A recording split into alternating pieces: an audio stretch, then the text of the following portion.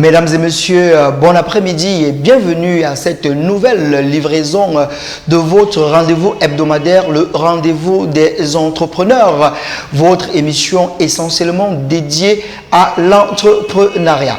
Comme tous les jeudis, mesdames et messieurs, vous avez rendez-vous avec nous dans le cadre de notre programme télévisé qui s'est donné pour objectif de vous donner, vous à la maison, des outils pour pouvoir vous permettre de mener à bien votre projet entrepreneurial. Il est question pour nous, mesdames et messieurs, pendant 90 minutes, autour d'une thématique choisie à dessein, de vous donner des éclairages, de vous donner des outils, des clés, mais surtout de vous permettre d'éviter de tomber dans de nombreux pièges. Et comme à l'accoutumée, mesdames et messieurs, nous aurons des consultants et des invités sur ce plateau avec qui nous allons débattre sur une problématique que nous avons arrêtée dans le but, bien sûr, mesdames et messieurs, de vous édifier sur un sujet que nous avons voulu partager avec vous cet après-midi. Installez-vous bien, mesdames et messieurs, nous commençons à l'instant et comme nous le faisons tous les jeudis, nous avons opté de partager avec vous des vidéos dites de motivation, question de vous mettre en condition, question de vous donner du tonus, du peps pour pouvoir être en forme pour ces 90 minutes d'échange, de débat et de partage. Mesdames et messieurs, installez-vous bien. C'est le rendez-vous des entrepreneurs qui prend la scène. On se retrouve juste derrière cette vidéo de motivation. Il y a tellement de gens qui échouent, non pas parce qu'ils n'ont pas la capacité de faire ce qu'ils veulent, mais parce qu'ils n'ont pas la force de passer outre l'adversité. Le monde n'est pas fait que de rayons de soleil et d'arc-en-ciel. C'est pas le monde des bisounours. C'est un monde méchant, désagréable. Et je me fiche de savoir si t'es un dur. Ce monde te fera mordre la poussière et tu resteras pour toujours plaqué au sol si tu te laisses faire.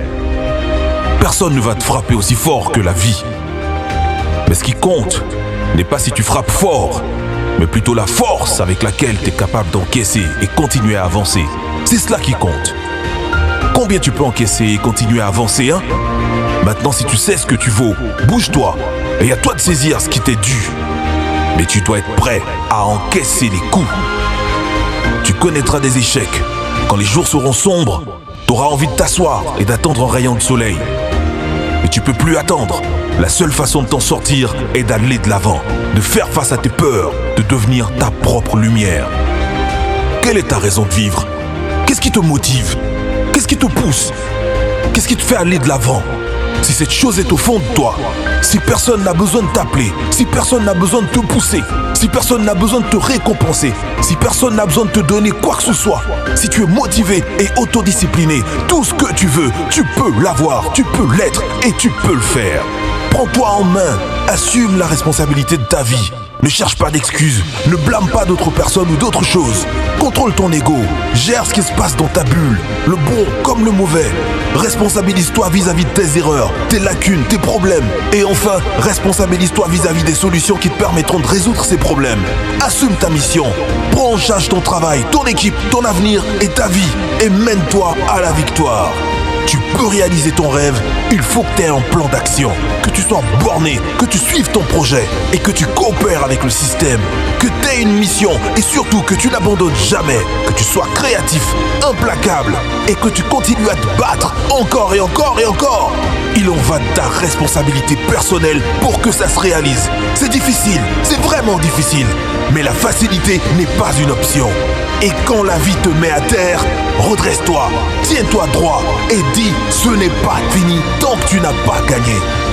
T'as pas fini tant que t'as pas gagné.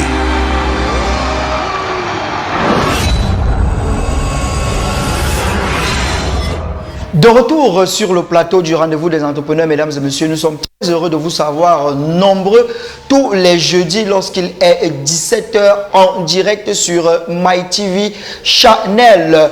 À l'instant, vous avez écouté avec beaucoup d'attention cette vidéo de motivation et j'espère qu'elle vous aura assez édifié, vous aura aidé dans votre automotivation car nous le disons tous les jeudis, personne ne peut mieux vous motiver que vous-même.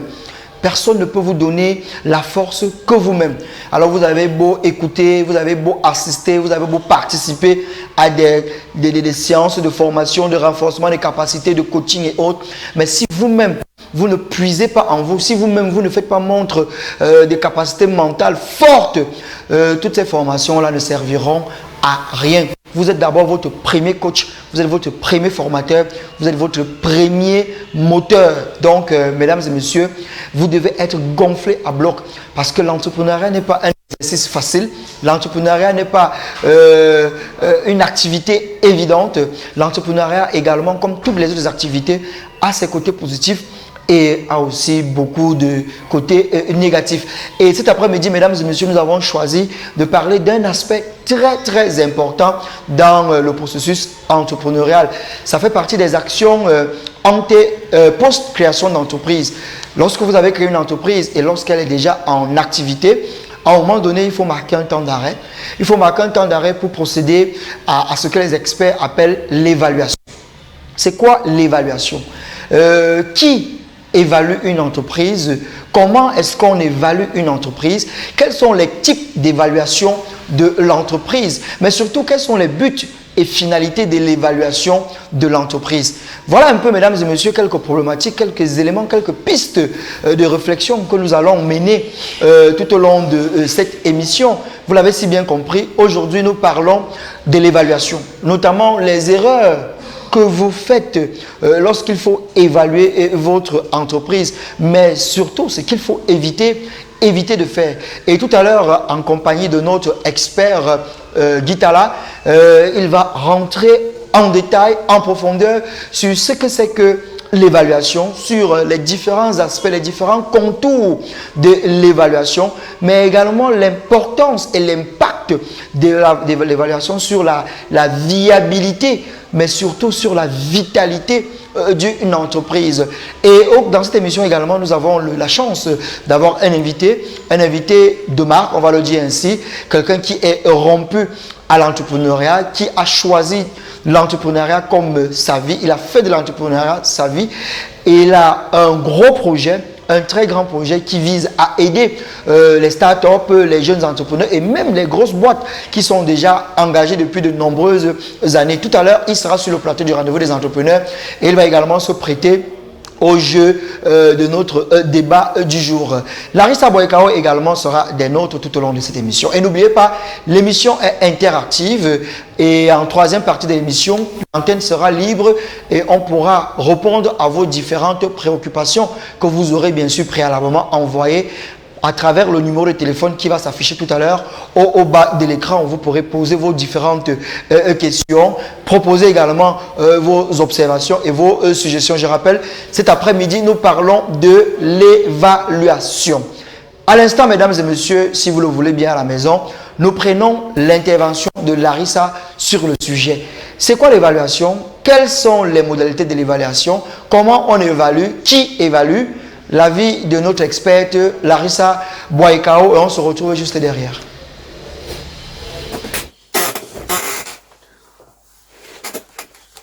Bonjour à tous, j'espère que vous allez bien. Dans le cadre de notre rendez-vous hebdomadaire, le rendez-vous des entrepreneurs, une émission essentiellement dédiée à l'entrepreneuriat où moi, Larissa Boykao, experte en stratégie et gestion d'entreprise, et avec Thaler et avec Monsieur Armstrong, nous vous donnons les astuces, nous vous donnons les outils dont vous avez besoin afin de pouvoir pérenniser votre entreprise.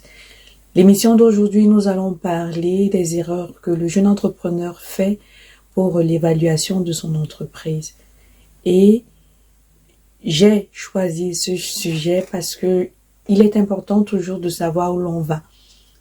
Nous sommes champions pour dire je sais d'où je viens, je sais où je vais, mais dans le domaine de l'entrepreneuriat, il est important pour le jeune entrepreneur de toujours savoir exactement où est-ce qu'il va, est-ce que les outils, est-ce que les stratégies, est-ce que les implémentations au jour le jour ou au quotidien qu'il utilise sont vraiment adaptées à son marché, est-ce que les décisions qu'il prend, des décisions allant à moyen ou à court terme sont également efficaces par rapport à son marché, par rapport à la concurrence, par rapport à l'environnement dans lequel il se situe. Aussi, donc, il sera important pour le jeune entrepreneur de faire une auto-évaluation, d'évaluer son projet, d'évaluer son idée entrepreneuriale, peu importe l'étape dans laquelle il se situe, que son projet soit encore au terme de l'idée, qu'il soit en phase du projet, en phase de développement. Il est important toujours pour l'entrepreneur de faire un suivi, évaluation de son idée entrepreneuriale ou de son projet d'entreprise. Les erreurs que moi j'ai recensées pour vous, jeunes entrepreneurs, que vous avez l'habitude de faire, déjà, c'est de vous dire que l'auto-évaluation ne sert à rien. Premièrement, la plupart des entrepreneurs ne s'auto-évaluent pas. Ils foncent, et c'est quand ils sont vraiment en situation d'échec qu'ils se rendent compte que le projet n'a pas marché. Donc, il est important pour le jeune entrepreneur de pouvoir s'auto-évaluer, de se fixer une date à laquelle il va effectuer son auto-évaluation, date qui peut être trimestrielle, qui peut être mensuelle, qui peut être semestrielle, en fonction de la nature de votre entreprise, en fonction de la nature de votre activité. Donc, essayez pour un maximum déjà de pouvoir mettre en place déjà cette automatisation de votre auto-évaluation. Ensuite, nous avons le jeune entrepreneur qui balayer à la surface, ne pas partir au fond du problème, se contenter de juste regarder de façon superficielle son auto-évaluation. Cela sera aussi une erreur non négligeable pour la pérennisation de votre entreprise, parce que si vous regardez juste le problème de façon superficielle, il est clair que vous ne pourrez pas aller jusqu'au bout de votre auto-évaluation et de pouvoir trouver le nœud exact du problème. Donc, deuxièmement, évitez de faire une auto-évaluation superficielle, essayez d'aller jusqu'au fond du problème. La troisième erreur que l'entrepreneur également fait, c'est de partir du général pour le général. J'ai appelé ça comme ça, du général pour le général. Déjà, il sait par exemple que il a eu des soucis sur les ventes, mais n'essaye pas de trouver les causes réelles du problème axé sur les ventes. Juste se dire, j'ai eu une baisse de mon chiffre d'affaires et mon problème, c'est la baisse de mon chiffre d'affaires. Donc, du général pour le général. Et de ne pas essayer de regarder à quoi est-ce que est due cette baisse de mon chiffre d'affaires. Est-ce qu'elle est liée à ma gestion? Est-ce qu'elle est liée à des événements externes à mon entreprise? Ça veut dire quoi? Coupure d'électricité, grève, peut-être aussi, comment dire ça? Le panier de la ménagère qui baisse et tout. Essayer toujours d'avoir une vision d'ensemble de votre auto-évaluation, que cette auto-évaluation que vous faites ne soit pas quelque chose de centrique, ne soit pas quelque chose que vous n'essayez pas de regarder les événements ou comment on appelle ça, des éléments exogènes à votre environnement vous-même. Donc, essayez toujours un maximum de regarder de façon générale et de façon précise le nœud de votre problème. La troisième erreur que je décèle aussi, c'est de faire une auto-évaluation sans savoir exactement ce qu'on cherche. De faire une auto-évaluation juste pour parce qu'on a dit on fait une auto-évaluation tous les trimestres. D'accord, je fais mon auto-évaluation, mais non, essayez de mettre un nom, essayez de donner un problème, essayez de donner un objectif à cette auto-évaluation que vous avez décidé de faire tous les semestres ou tous les trimestres.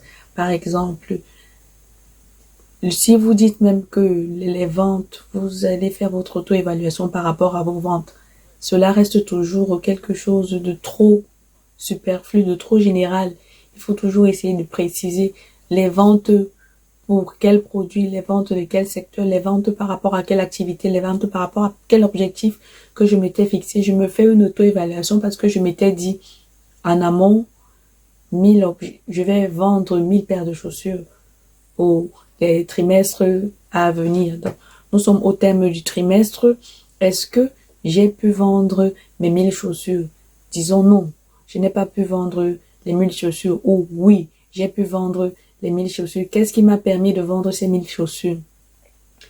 Qu'est-ce qui ne m'a pas permis de vendre ces 1000 chaussures? Est-ce que je n'ai pas vendu parce que mon équipe n'était pas bonne? Est-ce que je n'ai pas vendu parce que ma stratégie de vente n'était pas bonne? Est-ce que je n'ai pas vendu parce que à ce moment-là, le marché n'avait pas besoin de mes tennis? C'est ce que j'essaie de dire. Donc, essayez de s'auto-évaluer, c'est prendre le taureau dans sa globalité et aussi le voir dans le fond, essayer de trouver réellement le nœud du problème. Quatrièmement, ce que le jeune entrepreneur a tendance à faire, c'est de ne jamais se dire que le problème pourrait venir de lui. Donc, on a toujours tendance à rejeter la faute sur les autres et de se dire que si ça n'a pas marché, c'est parce que toi, le vendeur, tu n'as pas fait ce que je t'ai dit, tu as traîné et tout. Non, vous êtes l'entrepreneur et le premier fautif, c'est d'abord, et ce sera toujours l'entrepreneur. Si votre chiffre d'affaires ne va pas bien, c'est parce que vous avez un problème.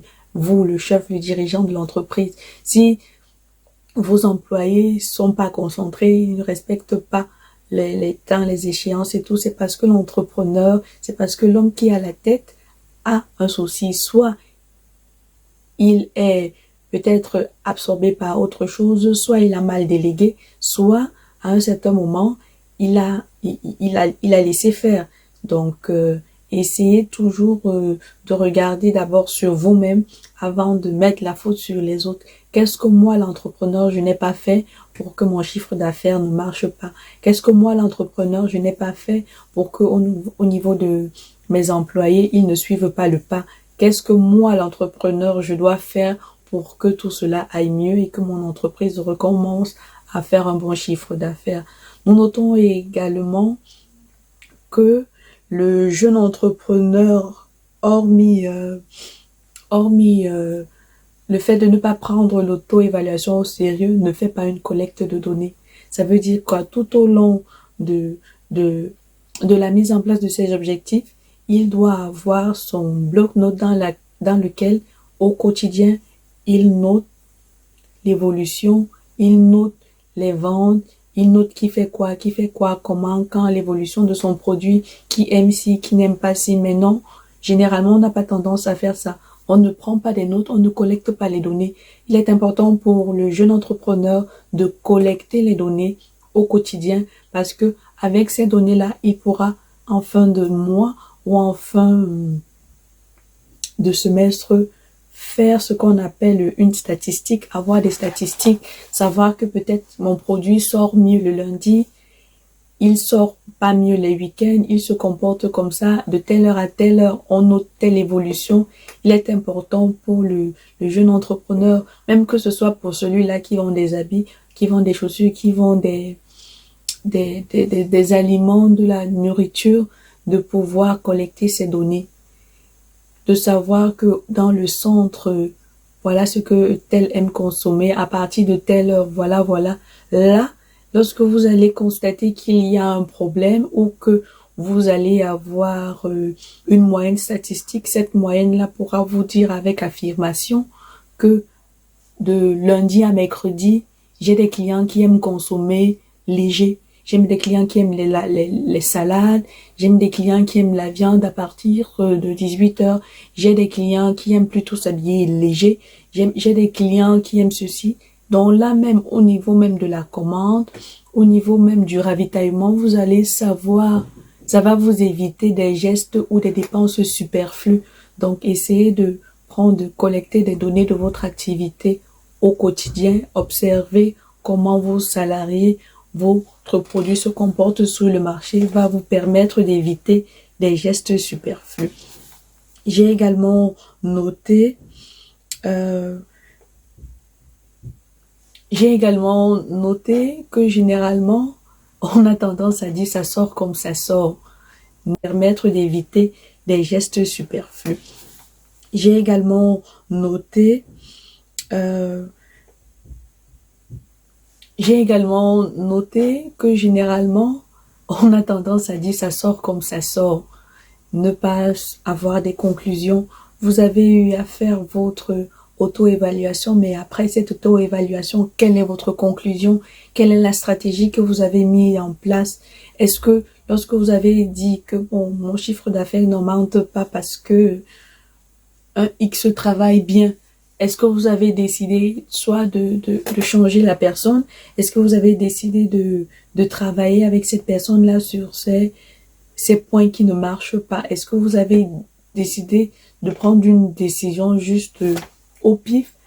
Et quand la décision, vous l'avez prise, votre décision, est-ce que vous l'avez chiffrée?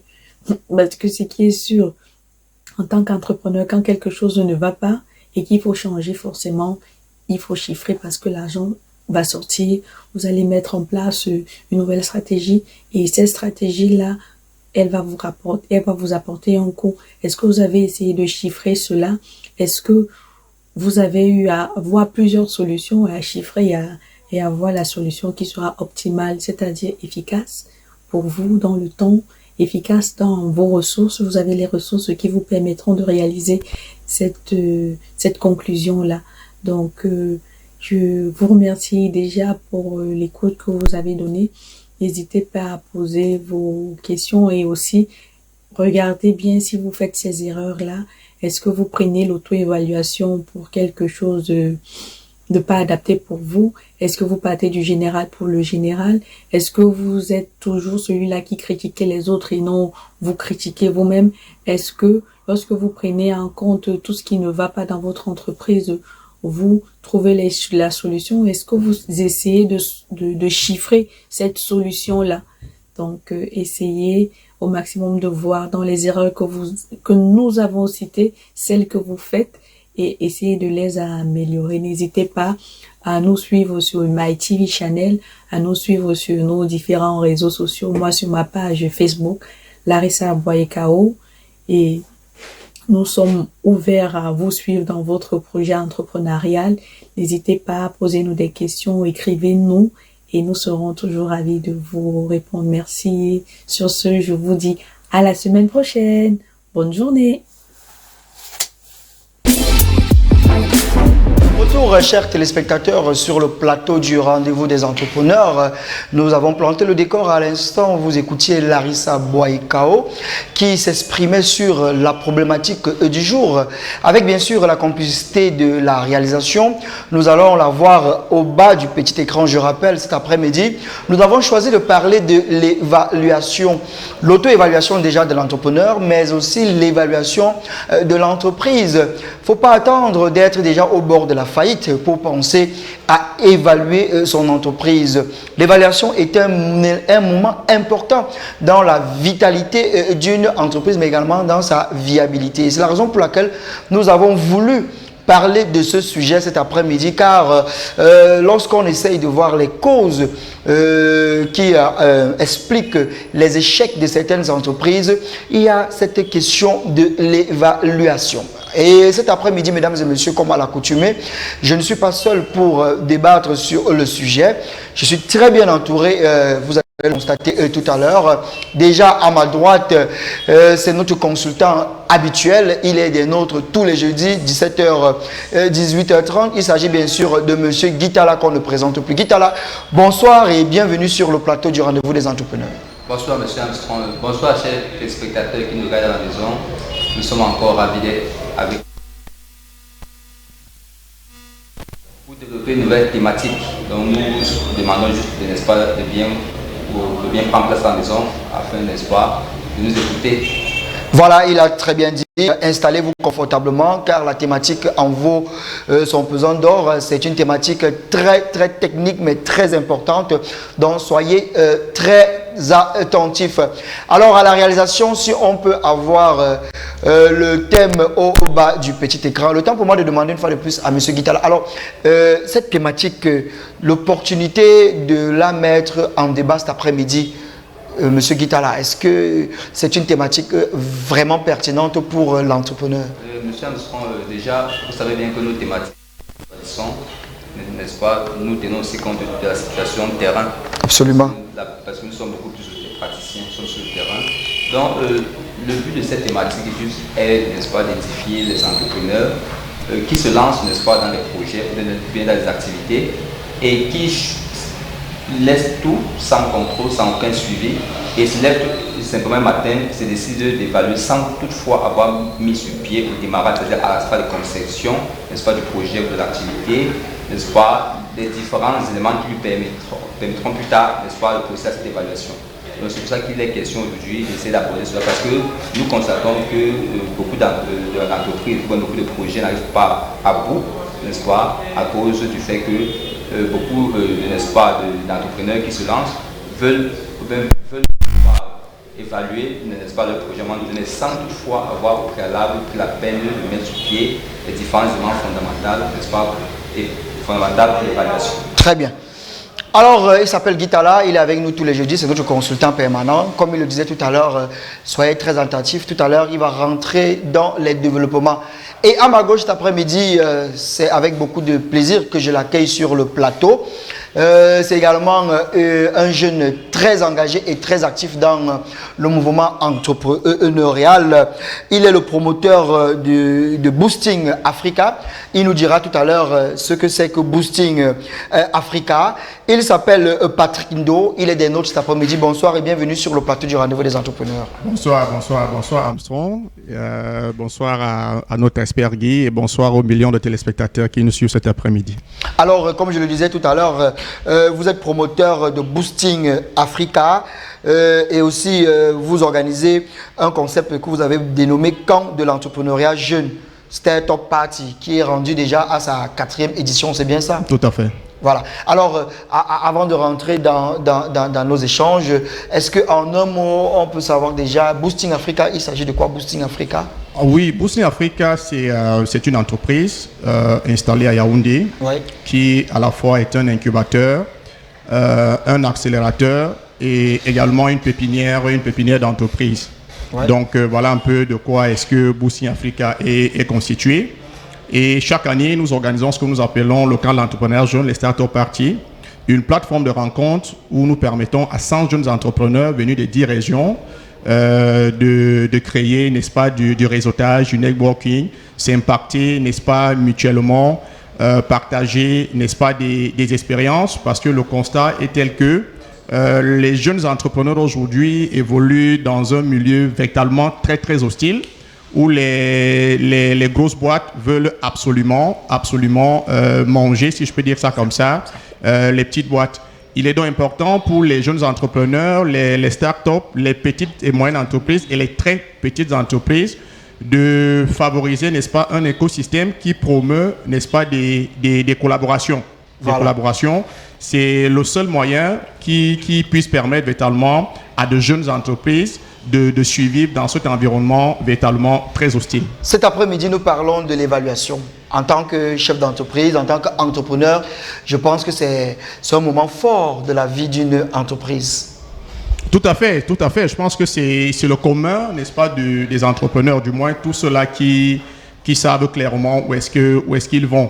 Parce qu'en réalité, lorsqu'on implémente une stratégie, peu importe, n'est-ce pas, la stratégie, parce qu'il faut rappeler que à chaque entrepreneur sa stratégie, les environnements n'étant pas les mêmes, il est important pour chaque entrepreneur qui implémente une activité de faire une évaluation. Je pense qu'on l'a dit, une double évaluation, déjà une auto-évaluation et une évaluation, n'est-ce pas, de l'entité à travers les indicateurs de performance. Donc automatiquement, si on est un entrepreneur sérieux qui sait clairement quels sont ses objectifs et qui porte clairement une vision, il est important à mi-parcours ou en fin de parcours de procéder à une évaluation. Merci Monsieur Patrick Ndo d'avoir accepté notre invitation. Je pense que en votre compagnie tout à l'heure et bien sûr de notre consultant Monsieur Guitala, nous allons éclairer la lanterne de nos nombreux téléspectateurs. Je rappelle, l'émission est interactive.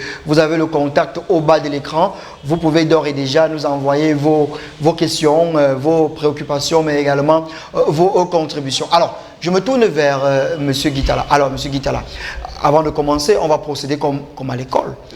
C'est quoi évaluer? L'évaluation, de quoi est-ce qu'il s'agit? Ok, Monsieur Samson, je vous remercie pour cette question. Déjà, ce qu'il faut savoir, c'est que évaluer de manière très simple signifie, n'est-ce pas, essayer de donner son appréciation par rapport à une situation.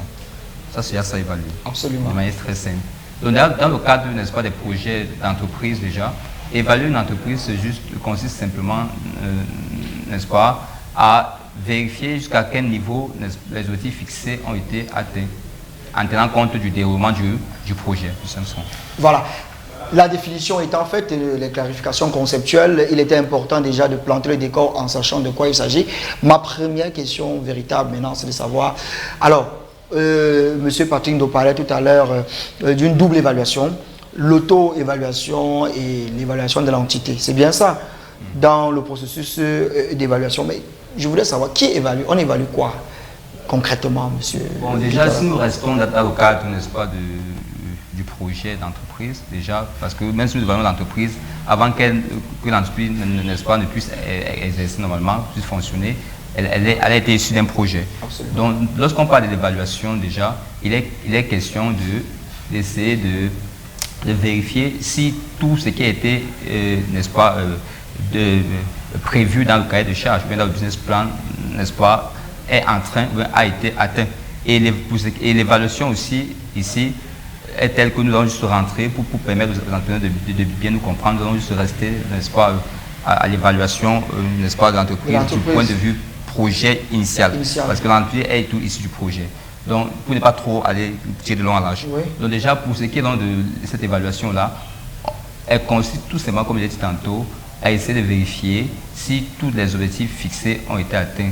Cela dit, pour que cette évaluation puisse bien se faire également déjà, il faut bien qu'à la base, on puisse déjà, dès la conception, n'est-ce pas, de l'activité ou du projet, définir qui sera l'évaluateur.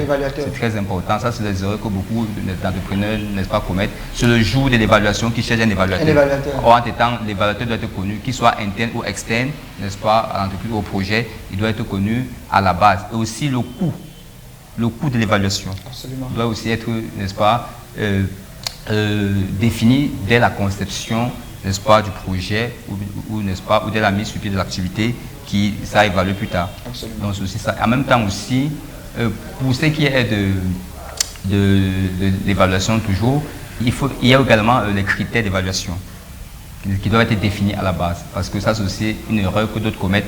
D'autres essaient de définir les critères d'évaluation le jour de l'évaluation ou quelques mois ou quelques jours avant l'évaluation. Or, entre-temps, tout doit être défini depuis la base, depuis, n'est-ce pas, la conception du projet d'entreprise ou bien depuis la conception, n'est-ce pas, de l'activité qui nécessite une certaine évaluation. Donc, si nous n'allons pas aller, n'est-ce pas, dans une évaluation patrimoniale, c'est-à-dire celle qui porte, n'est-ce pas, sur les biens d'entreprise, nous allons rester dans une évaluation projet, c'est-à-dire dans une évaluation à partir d'un suivi, c'est-à-dire on va évaluer l'impact, on va évaluer, n'est-ce pas, les impacts, les effets et les impacts. Nous revenons beaucoup plus, n'est-ce pas, dans cette émission pour ressortir la différence fondamentale entre l'effet et l'impact. Parce que la plupart du temps, d'autres projets s'attendent à la même chose.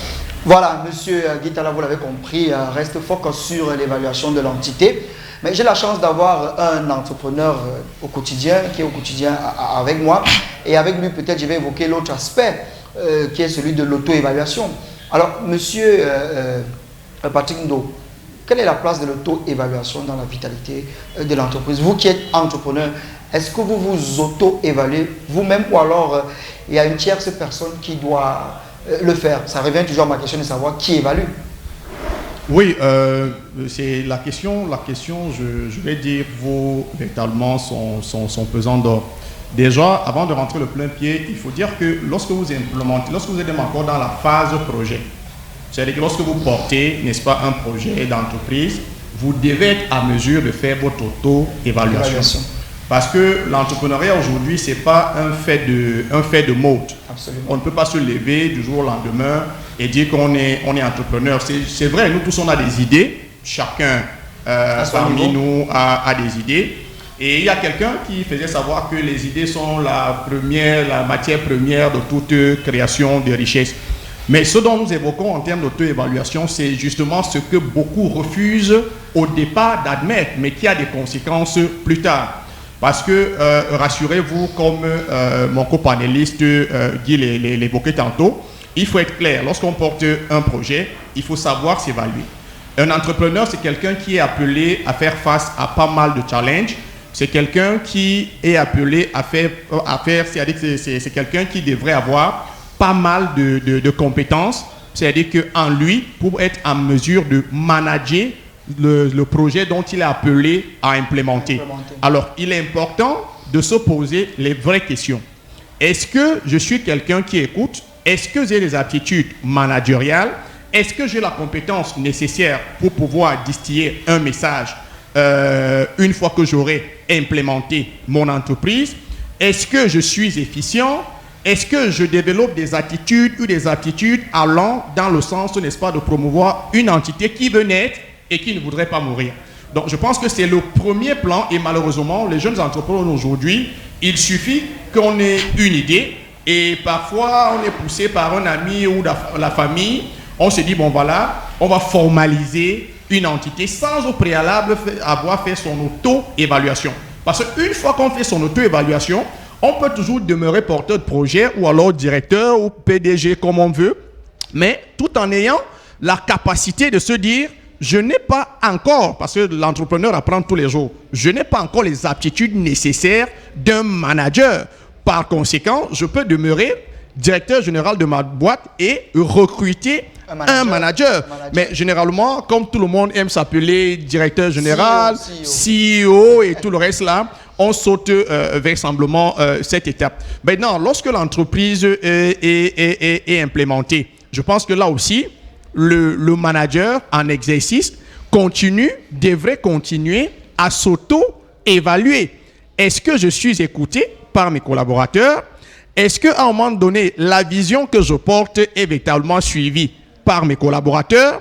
Est-ce que je tiens en compte, n'est-ce pas, les paramètres qui entourent, n'est-ce pas, mon projet? Parce qu'il faut dire qu'aujourd'hui, nous sommes passés à ce que nous appelons généralement village planétaire. C'est-à-dire que la conception d'une entreprise ou alors d'un projet d'entreprise ne regarde pas exclusivement aujourd'hui l'environnement dans lequel on voudrait pouvoir implémenter son entreprise. Il faut également avoir des indicateurs au-delà de l'environnement, mais où on voudrait implémenter son entreprise. Donc, en réalité, s'il faut dire que l'entrepreneur ou alors le chef d'entreprise définit et élabore une stratégie, il est normal que ce dernier puisse faire ce que nous appelons généralement le SWOT analysis. C'est-à-dire que s'auto-évaluer ses forces, ses faiblesses, ses opportunités et ses menaces. Parce que l'environnement dans lequel ce dernier vit, l'environnement dans lequel l'entité vit, change à tout moment et l'entrepreneur est appelé à s'adapter pour ne pas mourir. Absolument. Donc, automatiquement, ce dernier doit être en permanence en train de s'évaluer parce qu'il n'y a pas une stratégie standard. Merci, M. Patrick Ndo. Je pense que vous, à la maison, c'est assez audible, c'est assez clair, c'est assez précis, c'est même très concis. Je rappelle, n'écoutez pas seulement, participez également. Le numéro de téléphone s'affiche au bas de l'écran. Nous attendons vos contributions. On a M. Patrick Ndo qui est là. On a M. Guitala à qui je me tourne à l'instant. Alors, M. Guitala, on vient de répondre à la question de savoir qui évalue. Maintenant, j'aimerais savoir quels sont les types même d'évaluation, concrètement parlant, si l'on prend l'aspect évaluation de l'entité. Quels sont les types d'évaluation et même les outils à mobiliser pour pouvoir procéder à l'évaluation de l'entreprise? Ok, je vous remercie déjà. Pour ce qui est des types d'évaluation, c'est ça que j'ai essayé, n'est-ce pas, d'évoquer plus tôt. Si nous parlons de l'évaluation de l'entreprise, il y a aspect peut-être patrimonial, c'est-à-dire à partir des biens et des dettes. Mais comme ici, nous sommes beaucoup plus au cadre, n'est-ce pas, du rendez-vous des entrepreneurs, et nous parlons beaucoup plus des projets en devenir, des projets qui sont déjà sur pied. Je préfère beaucoup plus, n'est-ce pas, parler de l'évaluation projet. Oui, pour ce qui est de l'évaluation projet, déjà, nous avons déjà l'évaluation initiale et l'évaluation finale. Maintenant, pour ce qui est de l'évaluation initiale, c'est très simple. Quand l'accès est lancé, plus nous avançons, plus nous essayons, n'est-ce pas, de faire n'est-ce pas, une évaluation pour voir à quel niveau les objectifs qui ont été fixés, n'est-ce pas, à la base, n'est-ce pas, sont atteints. Parce que lorsqu'il y a un projet, il y a tout un calendrier, n'est-ce pas, qu'on établit à la base, n'est-ce pas. C'est à partir de ce calendrier qu'on essaie à un moment donné, n'est-ce pas, de se poser des questions, de savoir est-ce que nous sommes en train d'avancer normalement, est-ce que nous allons plus vite que prévu, ou est-ce que nous y allons en temps d'ici. Donc pour ce qui est d'évaluation, déjà, comme j'ai dit, l'évaluation initiale, n'est-ce pas, et aussi, cette évaluation initiale aussi, la plupart du temps, elle continue, c'est-à-dire elle devient permanente, n'est-ce pas, tout au long, n'est-ce pas, du cycle de vie du projet ou de l'activité qui nécessite une évaluation. Et aussi, nous avons une évaluation finale. La plupart des temps, l'évaluation finale maintenant, c'est vers la sortie du projet. On essaie d'évaluer pour voir est-ce qu'on a atteint l'objectif dans l'ensemble, quels sont les acquis, quelles sont les expériences que nous ressortons d'ici avec. Et la plupart des temps, pour l'évaluation finale, elle peut être réalisée soit par n'est-ce pas, des personnes internes qui ont été, n'est-ce pas, nommées pour évaluer le projet, soit par des personnes externes. Mais la plupart des temps, lorsqu'il s'agit des projets financés par des bailleurs de fonds, ces bailleurs aiment beaucoup plus, n'est-ce pas, que cette évaluation soit externe. Donc c'est un peu ça, M. Armstrong. Voilà, et maintenant les outils. Bon, quels sont les outils d'évaluation? Voilà, j'ai failli oublier. Pour ce qui est des outils d'évaluation, elles sont simples. L'évaluation, elle n'est pas universelle, n'est-ce pas? Ça dépend de ce qu'on veut évaluer. Mais sinon, en général, les outils qu'on utilise la plupart des temps, on a le questionnaire, par exemple. Nous avons également des diagrammes. Parmi les diagrammes, nous avons des diagrammes de problèmes. Quels sont les problèmes, n'est-ce pas, pour qu'on puisse voir. Parce que l'évaluation vise à faire quoi? Vise à apporter des ajustements. Soyons concrets, monsieur Guitala. Nous sommes un jeune entrepreneur, nous avons notre entreprise et à court ou alors en début ou alors à la fin, on veut se lancer dans l'évaluation. Tout à fait. Comment je procède concrètement? Vous venez de parler du questionnaire. C'est quoi un questionnaire? Quel est le contenu de ce questionnaire? Quels sont les éléments qu'on doit retrouver ou bien qui doivent figurer dans ce questionnaire? Vous parlez du diagramme. Tout à fait. Comment est-ce qu'il se conçoit? Comment est-ce qu'il se présente? Donc, soyons un peu plus précis pour que celui qui est à la maison puisse comprendre la manière la plus simple que possible, M. Guitala. Tout à fait, M. Armstrong. Donc déjà, quand je cite parmi les outils le questionnaire, n'est-ce pas, c'est juste un document qui contient, n'est-ce pas, quelques questions que l'on se pose, n'est-ce pas, à l'avancée d'un projet. Par exemple, on peut dire, nous sommes au mois de février, peut-être 2014, le projet a été lancé peut-être en mars 2013, par exemple.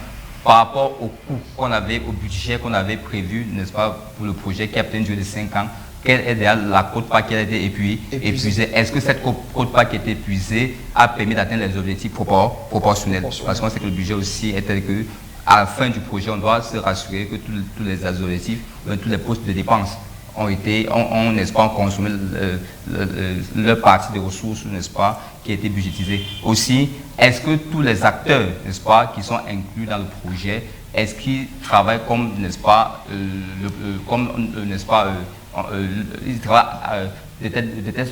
est-ce qu'ils travaillent comme, n'est-ce pas, on leur a demandé? Selon le cahier de charge. Tout à fait. En même temps aussi, est-ce que les rémunérations qu'on alloue aussi, par exemple, à ces acteurs-là, respectent celles qui sont incluses, n'est-ce pas, dans le cahier de charge?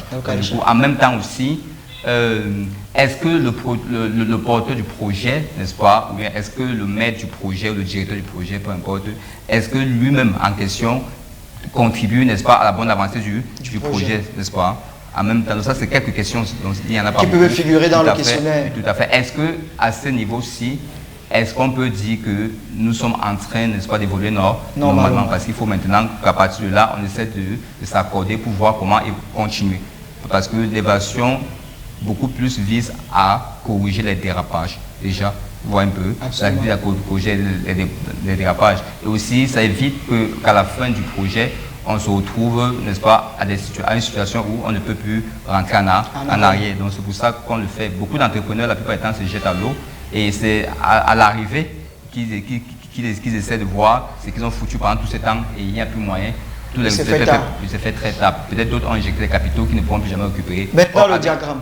Maintenant, pour ce qui est des diagrammes des problèmes, c'est juste, n'est-ce pas, un tableau qu'on peut concevoir et quand on ressort les problèmes, n'est-ce pas, qu'on identifie au fur et à mesure de l'exécution du projet. Ouais, si peut-être on a par exemple un problème avec peut-être l'approvisionnement en ressources nécessaires pour réaliser le projet, s'il s'agit peut-être du lancement d'un produit, peut-être la matière première pour peut-être fabriquer, si c'est un produit qui doit être produit peut-être localement, si l'approvisionnement est un peu compliqué, ou n'est-ce pas, on essaie de ressortir n'est-ce pas, ce problème-là, n'est-ce pas, de rareté ou des difficultés à retrouver la matière première adéquate. Aussi, si les acteurs ne sont pas assez qualifiés, ou certains d'entre eux ne sont pas qualifiés, peut-être on reçoit aussi un problème par rapport à ça, on essaie de formuler ça.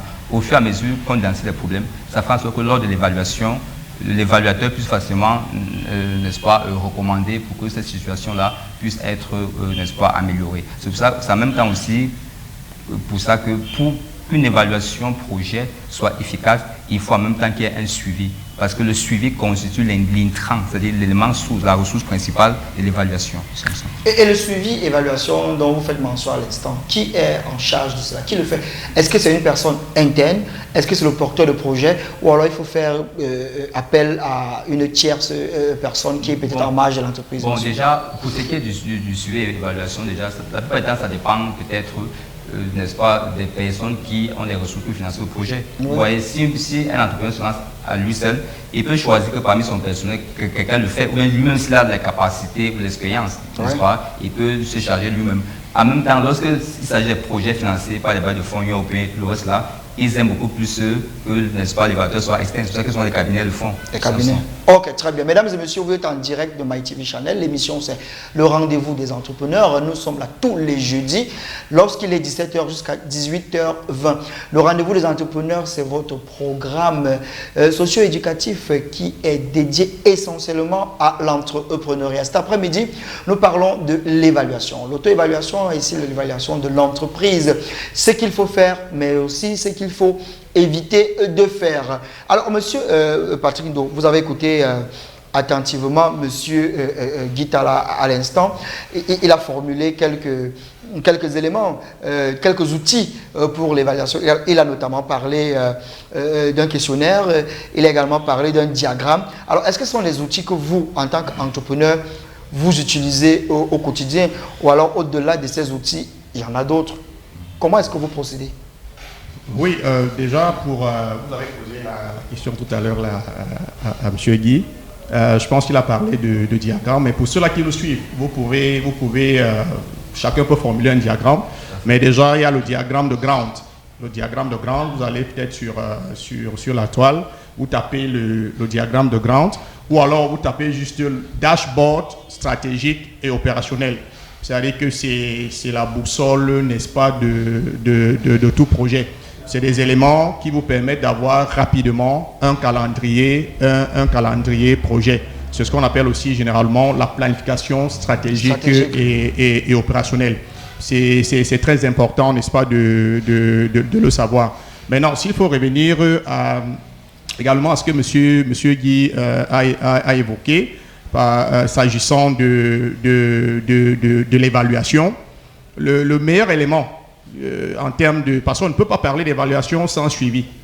Parce que rendez-vous compte, on a un porteur de projet et on a un chef projet.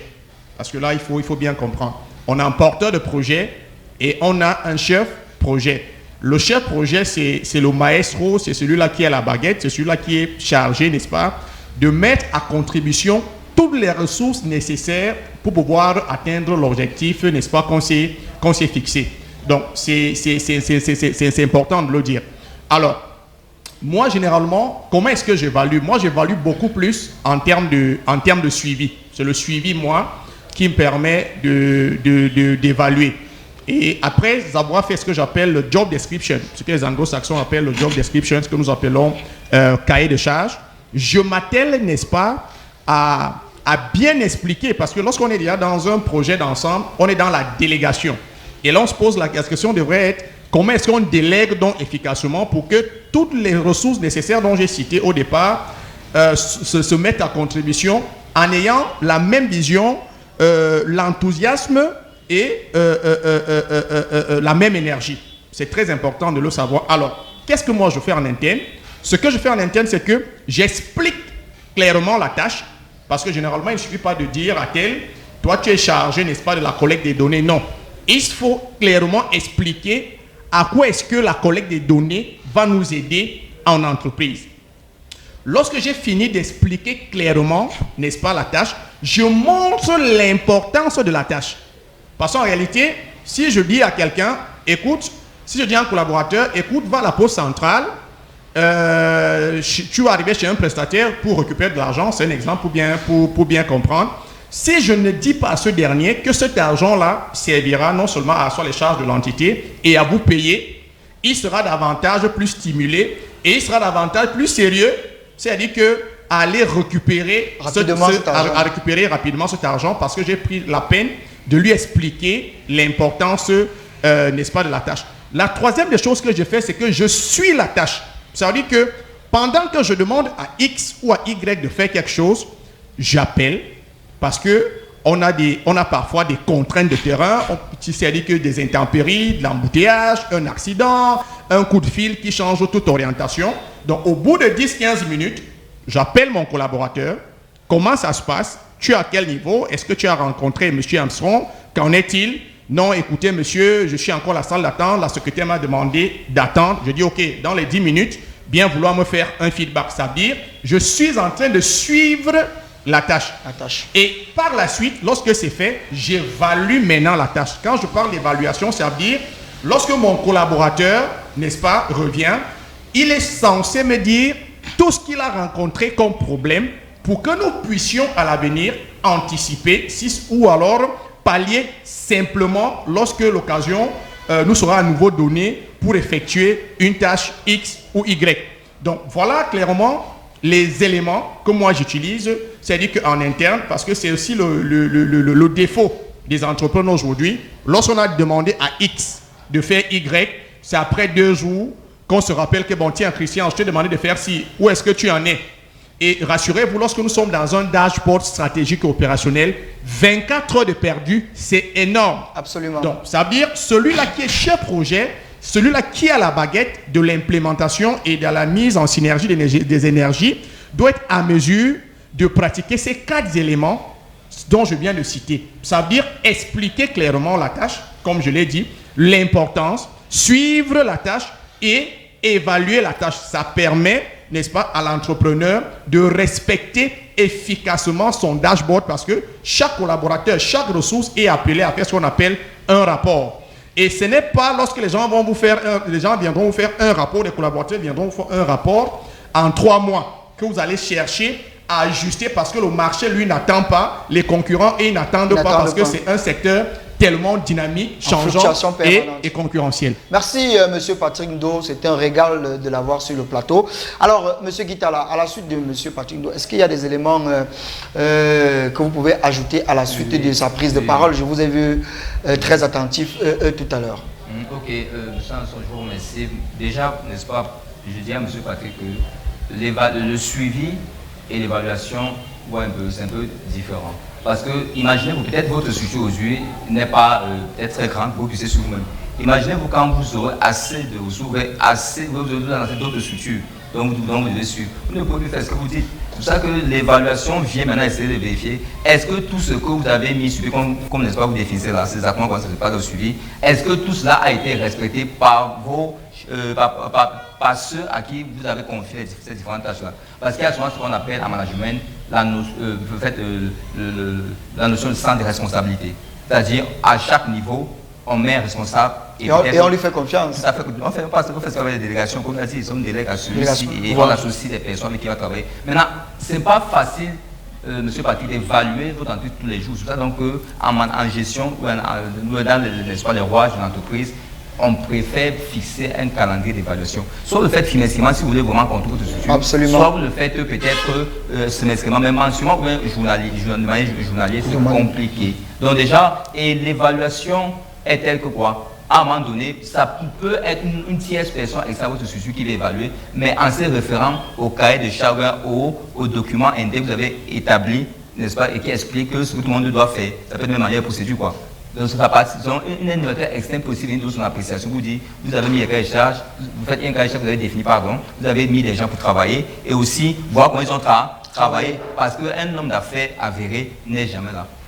Même qu'elle est là aussi, il y a des tâches qu'il ne peut plus exécuter parce qu'il y a d'autres, là, de financement, là, il y a de nouveaux marchés. Là, il est en déplacement, il est dans des grandes réunions. Et donc, ce que vous dites est valable si seulement si vous...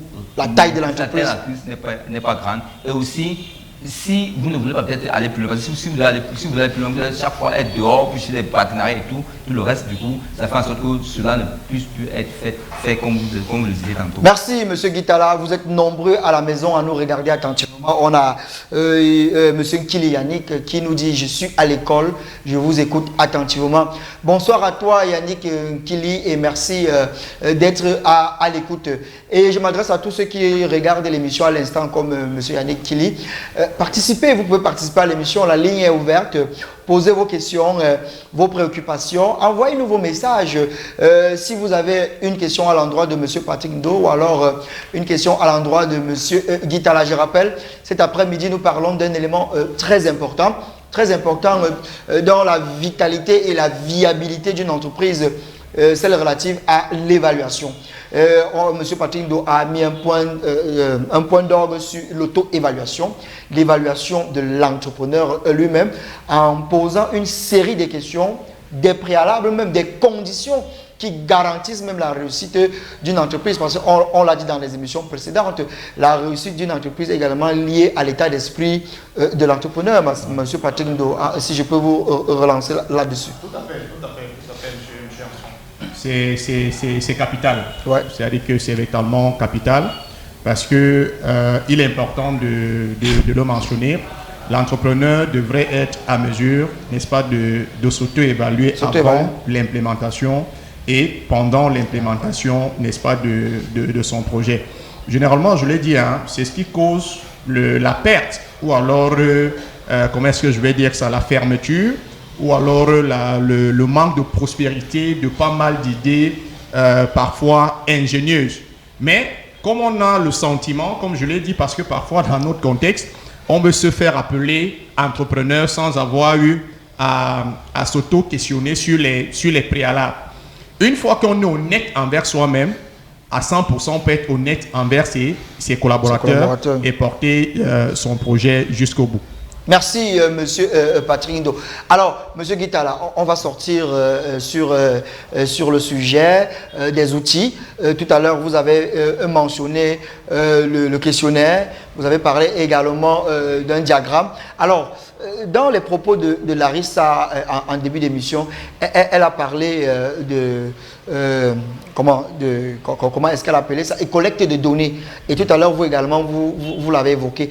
Est-ce qu'on peut considérer également la collecte des données comme un outil pour l'évaluation d'une entreprise? Si oui, comment est-ce que ça se matérialise, la collecte des données? Déjà, quand, n'est-ce pas, là, ça parle de la collecte de données, déjà, n'est-ce pas, c'est aussi un outil. Bon, du coup, quand on collecte des données, n'est-ce pas, la plupart du temps, il faut un questionnaire. Mais sinon, quand même, pour éviter d'en arriver là, on peut déjà, comme je l'ai dit tantôt, à travers le suivi, avoir toutes les données. Parce que le suivi consiste à faire quoi? À essayer de collecter des données, n'est-ce pas, sur le niveau d'atteinte des objectifs fixé à la base, en tenant compte du déroulement du projet de l'activité, n'est-ce pas, qui nécessite une évaluation, vous voyez.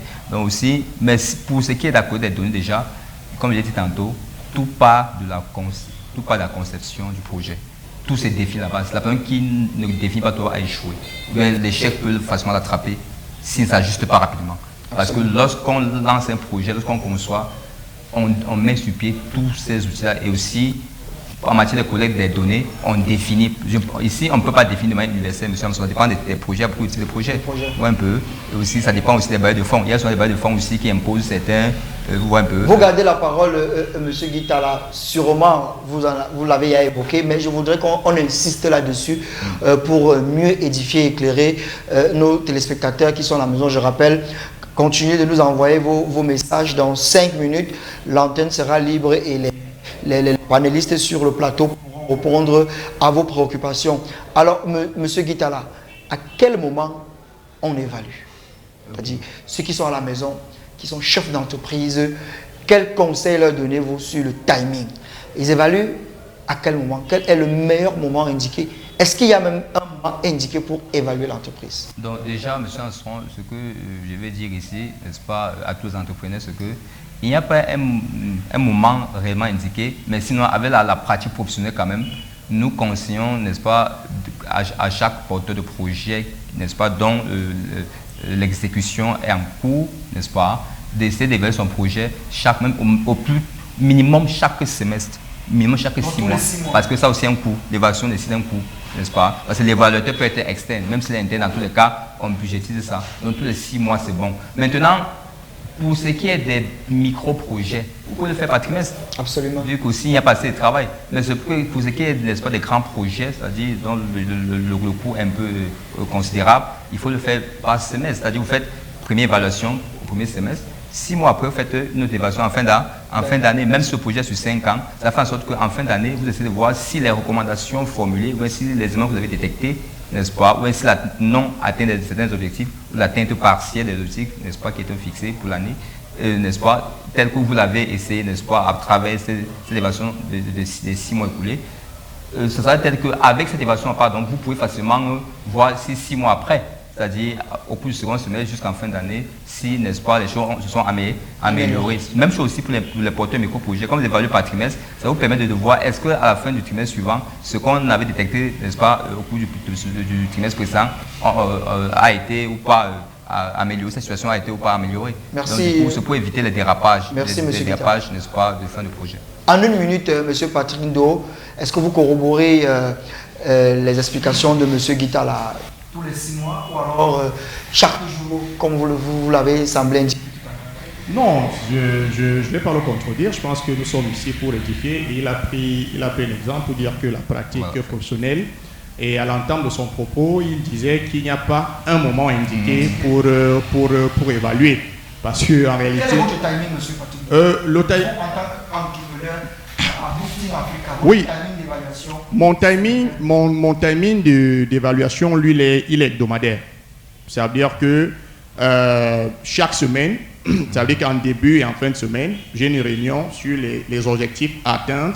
C'est-à-dire que cette semaine, et j'évalue, n'est-ce pas, ces objectifs-là en fin de semaine, ce qui me permet en réalité d'entamer la nouvelle semaine tout en ayant eu une idée sur ce que j'ai pu avoir comme aléa. Mais il a cité tantôt, c'est-à-dire qu'en fonction de la taille de l'entreprise. Mais cher Alson, je voudrais dire que c'est ce qui, nous sommes là pour ça, hein. C'est ce qui généralement est aussi le souci de certaines entreprises comme mon frère Guy l'a évoqué. Parce que les entrepreneurs ou les chefs d'entreprise aiment bien ça. Je n'ai pas beaucoup de temps, ou alors je n'ai plus beaucoup de temps. On peut certes avoir des personnes de confiance à des pôles de responsabilité, mais la responsabilité qui est nôtre voudrait également que, en fin de semaine, ou du moins en fin de semaine, qu'on puisse être en même de demander à ces responsables de nous faire parvenir les rapports d'activité pour qu'on ait une idée sur ce qui se fait, sur des orientations, c'est-à-dire que dont on a pu donner. Sinon, on risquerait de faire, si on fait peut-être une évaluation, si au bout de 3-4 mois, on a délégué et qu'on n'a pas pris un peu de temps pour avoir ne serait-ce qu'une idée générale du niveau d'avancée, n'est-ce pas, du projet. Ça deviendra très très difficile pour l'entrepreneur, n'est-ce pas, si besoin il y a de revoir la stratégie, de pouvoir s'adapter. Il y a aussi un élément que je voudrais ajouter, comme on parlait également de... En 30 secondes, on parlait de collecte de données. C'est ce qu'on appelle souvent l'intelligence économique. Moi, j'appelle souvent ça chez moi l'information de couloir. Ça veut dire que j'évalue l'entreprise au travers de mes collaborateurs. Qu'est-ce que ça signifie? Ça veut dire, Monsieur Mbarga, oui, qu'est-ce que vous pensez de moi comme manager? Qu'est-ce que vous pensez de cette entité? Est-ce que vous pensez que je suis un bon manager? Est-ce que vous pensez véritablement qu'au regard de ce qui se trame, de tout ce qui se passe, nous allons pouvoir atteindre nos objectifs? Et je pense que humblement, il y a des collaborateurs qui vont vous dire, écoutez, monsieur, vous arrivez tous les jours à 9 h. Et en réalité, ça ne nous aide pas parce qu'on a des réunions à 7h30 et on est censé commencer à 8h. Donc, l'intelligence économique devrait également être un indicateur ou alors un outil d'évaluation. Merci, monsieur Patrick Ndo. Je rappelle que l'émission est en direct et à l'instant, nous ouvrons l'antenne libre. Nous sommes déjà assaillis d'une tonne de messages. Alors, je vais demander à mes intervenants d'être précis dans les réponses. On a beaucoup de messages et nous sommes déjà pratiquement à la fin de l'émission. Alors, bonsoir à vous en studio, félicitations pour votre très beau programme. Je m'appelle Macon Jordan. Bonsoir monsieur Macon Jordan. Je réside à Yaoundé et je vous suis tous les jeudis. et si possible le thème qui est l'évaluation, ne fait-elle pas référence plutôt à un business plan? Monsieur Guitala, 30 secondes. Ok, déjà, Monsieur Macron, déjà, le business plan c'est autre chose. Ça, c'est encore où le business plan, c'est encore, comment j'appellerais ça? C'est encore le début même du projet, mais on n'évalue pas tout à fait. Donc, comme il y a d'évaluation, c'est-à-dire que le projet a débuté et est en train de suivre son cours. On essaie de voir si nous sommes en train d'atteindre les objectifs que nous sommes assignés en tant qu'entrepreneurs. Vous voyez, donc ne mélangeons pas ces deux choses-là. Ouais, donc c'est quand le projet est déjà il y a une grosse différence entre le business plan. Le business plan, maintenant, c'est beaucoup plus quand on veut lancer le projet. On veut essayer, n'est-ce pas, de bien le planifier. Vous voyez. Donc voilà, donc ne mélangeons pas ça. Bonsoir à vous, je m'appelle Essama Gabriel, je suis entrepreneur agropastoral. J'ai besoin d'accompagnement pour étendre mon entreprise. Je crois que ça, c'est une question qui va beaucoup intéresser M. Patrick Do. Mais tout à l'heure, on va revenir sur cette question lorsque vous allez parler de votre projet, le camp, tout à l'heure, n'est-ce pas? Donc, M. Essama Gabriel, gardez votre mal en patience. Dans 2 minutes, on sera à vous. On a encore d'autres questions. Vous me donnez un instant, le temps que je retrouve ces questions. Bien. Hi, je suis Mr. Kenan Armand Sylvain. Pour concilier les deux parties, de ma part, je crois une structure réelle et véritable doit faire un audit interne et un audit externe afin de prendre une décision après les évaluations. Merci. Il revient plus loin car ces 2 outils permettront de rendre plus efficace une bonne prise de décision après évaluation. Qu'est-ce que vous en pensez, monsieur Guitala? L'audit, l'évaluation. Là, ça fait partie plutôt. C'est pas les outils, ça c'est plutôt les types d'évaluation. Comme je l'ai énoncé plus tôt, n'est-ce pas? En fin ou en cours de projet, on peut avoir une évaluation interne ou une évaluation externe. Ça peut dire bon, beaucoup plus pour des bailleurs de fonds internationaux. Ils aiment beaucoup se prêter à ces jeux-là. Il y a souvent ce qu'on appelle un auditeur interne pour l'évaluation et un auditeur externe pour rapprocher les deux. Donc, ce n'est pas un outil, mais c'est plutôt, n'est-ce pas, les types, ça fait partie, n'est-ce pas, des éléments contenus dans les types d'évaluation. Monsieur Tassitune Lekane, qui est un fidèle téléspectateur de l'émission, bien le bonsoir à vous. J'aimerais savoir qui fait le suivi et qui fait l'évaluation. Papi de Ngusso. Patrick Do, vous pouvez vous coller à cette question? Non, je pense que si Papi de Ngusso est attentif, vous êtes revenu là-dessus. Il a bien répondu à cette question. C'est-à-dire que l'entrepreneur lui-même qui porte son projet pour faire une évaluation. Et on peut également faire appel à des acteurs externes pour pouvoir évaluer aussi bien l'entrepreneur et l'entité. Et M. Tassitune revient et cette fois-ci la question est adressée à M. Guitala.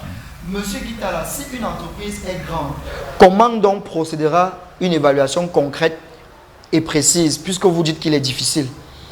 Et il revient, vous dites, monsieur Patrick, faire une évaluation hebdomadaire. Le faites-vous vraiment? Parce que pour ma part, c'est lourd de le faire chaque semaine. Ces 2 éléments suffisent-ils pour prendre des décisions? On commence par monsieur. Ok, déjà, pour ce que j'ai dit, n'est-ce pas, je le réitère encore ici. L'évaluation, n'est-ce pas, lorsque la structure est d'une certaine taille, un peu complexe, mais c'est faisable. Pour un peu tout part d'une bonne organisation. Et aussi, pour le faire, il suffit tout simplement qu'il y ait une réunion dans l'entreprise où on va prendre et définir comment ça se fera en nommant les acteurs qui seront chargés, n'est-ce pas, de cette évaluation. On va voir un peu.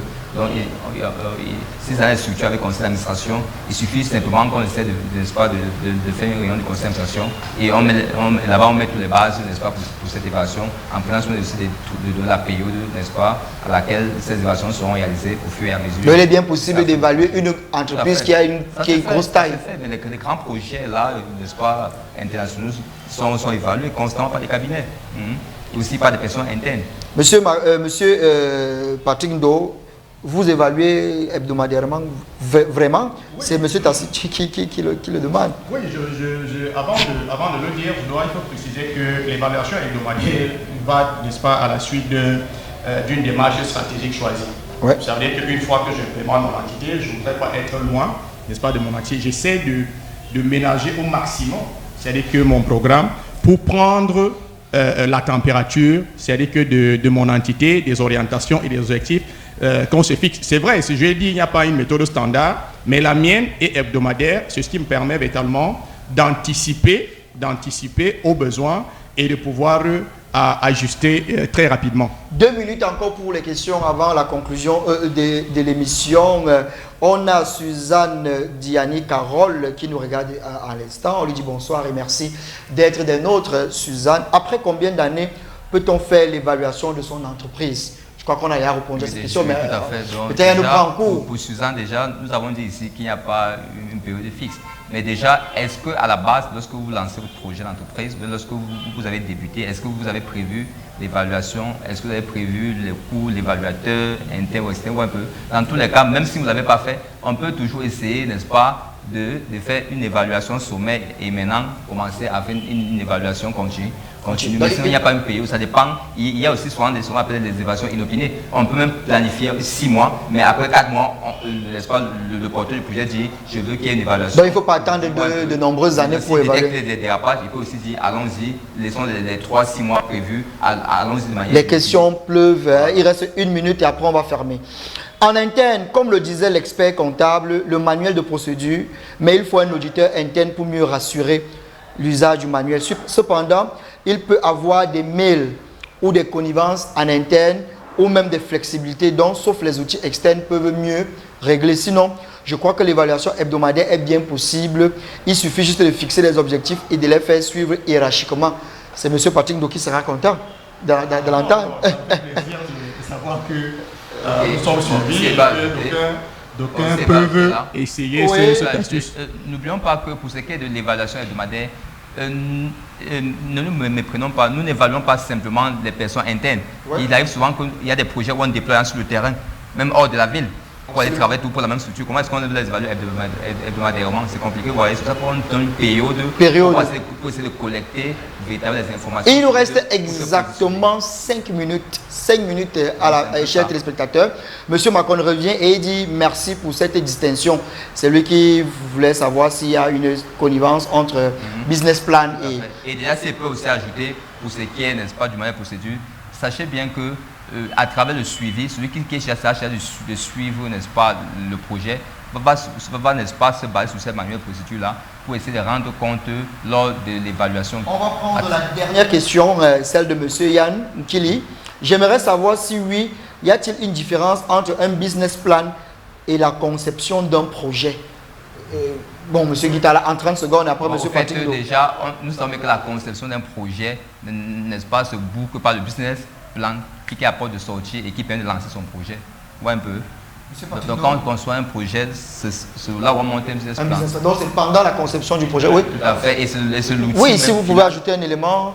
La différence entre le business plan et la conception d'un projet. Il dit, j'aimerais savoir s'il y a une différence entre un business plan et la conception d'un projet. Si oui, laquelle? Non, je pense qu'à un moment donné, conception, ça c'est conception, oui, c'est peut-être un synonyme, mais de façon beaucoup plus professionnelle, on parle de business plan et aujourd'hui même on parle de business model. Parce que parfois, on parle de business plan par rapport à des éléments bien standards, mais moi je conseillerais plus aux entrepreneurs d'utiliser ce qu'on appelle aujourd'hui le business model qui peut être revu et ajusté parce qu'on a très souvent des business plans bâclés. Monsieur Antigué Bertrand, et ce sera la dernière question, demande à Monsieur Tala, est-ce que la manière dont vous présentez les méthodes d'évaluation n'alourdissent pas la tâche à l'entrepreneur et ne pourrait pas le décourager? Non, le fait, ici nous sommes sur un plateau, un peu, nous essayons d'expliquer fait en compte. Mais sinon, si un entrepreneur a ce souci n'est-ce pas, et qui m'interpelle, n'est-ce pas, je pourrais, n'est-ce pas, essayer d'établir un questionnaire de manière simple, selon, n'est-ce pas, ses besoins et selon l'activité, n'est-ce pas, qu'il exerce. Ouais, c'est pas compliqué. C'est juste que nous sommes sur un plateau, on essaie un peu d'être général. Mais sinon, de manière pratique, on le fait constamment, on peut accompagner dans ce sens-là. En 3 minutes, déjà en vous remerciant, vous avez été tellement nombreux. On comprend que cette problématique vous a beaucoup intéressé. Alors, Monsieur Patrick Ndo, le camp de l'entrepreneuriat jeune, 4e édition, en 1 minute, de quoi est-ce qu'il s'agit? Quelles sont les dates? Je crois que vous avez parlé de septembre 2022. Et quelles sont les attentes? Qu'est-ce que le public... alors, Monsieur Patrick Ndo. Oui, je pense que le camp jeune aujourd'hui, Startup Party, qui est le regroupement, n'est-ce pas, d'une kyrielle, d'une pléthore de startups que nous pouvons avoir au Cameroun. L'idée est partie, je l'ai dit à l'entame des missions, parce que nous sommes rendus compte que sur le terrain, les jeunes entrepreneurs rencontrent beaucoup de difficultés, beaucoup plus en termes de moyens, parce que n'oublions pas que l'entreprise est un tout. Quand je parle d'un tout, ça veut dire qu'il faut être solide sur tous les aspects, pour pouvoir être concurrent, parce qu'on ne crée pas une entreprise simplement pour la créer. On crée une entreprise pour répondre à un besoin précis et il faut mobiliser toute la ressource nécessaire pour pouvoir être en mesure de le faire et d'acquérir des parts de marché au risque, n'est-ce pas, de naître et de mourir le lendemain. Et les jeunes entrepreneurs aujourd'hui, c'est le problème. Malheureusement, nous n'avons pas tous les titres fonciers, nous n'avons pas tous le même portefeuille.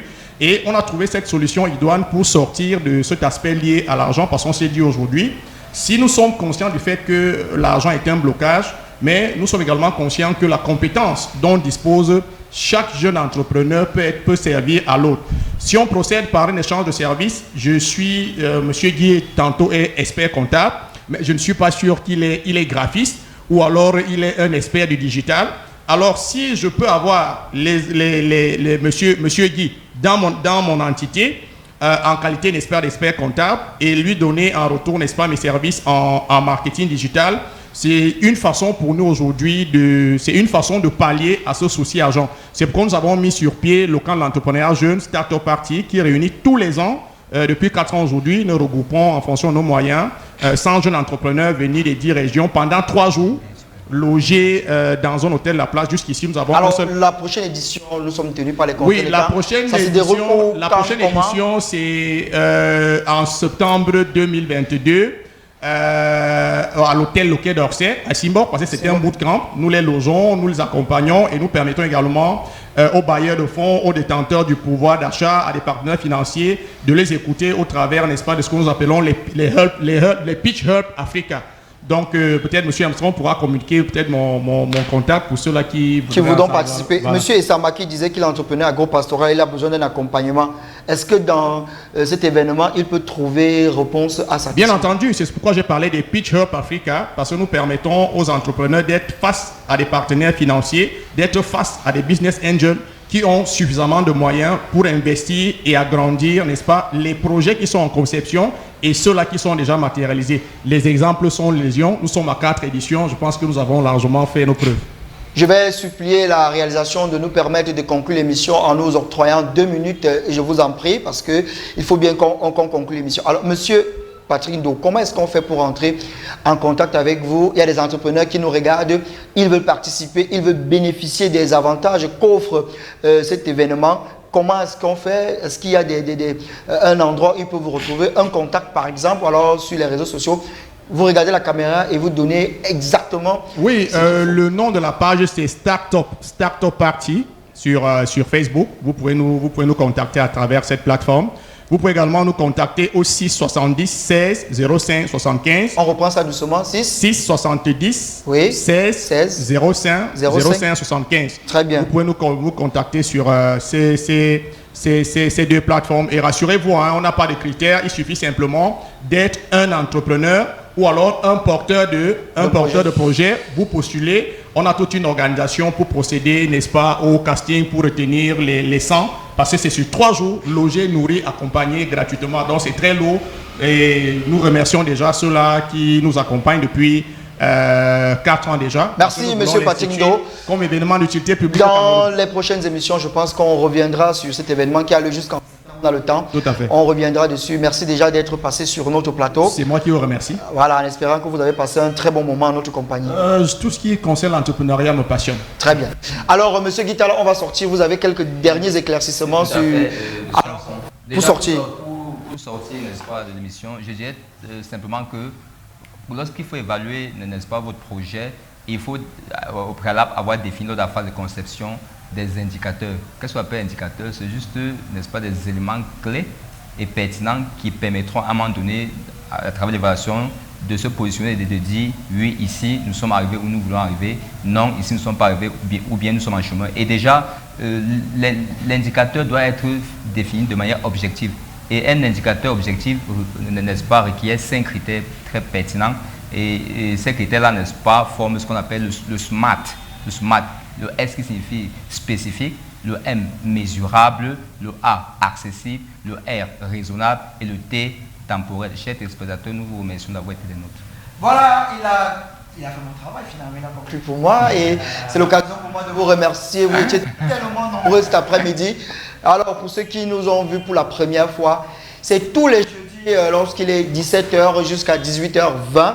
vous êtes chef d'entreprise, vous êtes porteur de projet, vous voulez communiquer sur votre entreprise, contactez-nous, mesdames et messieurs, le rendez-vous des entrepreneurs, cette plateforme-là qui a pour vocation de vous donner de la visibilité, de vous donner surtout la parole pour partager vos compétences, vos savoirs, votre savoir-faire, votre expérience à tous ceux-là qui veulent se lancer dans l'entrepreneuriat.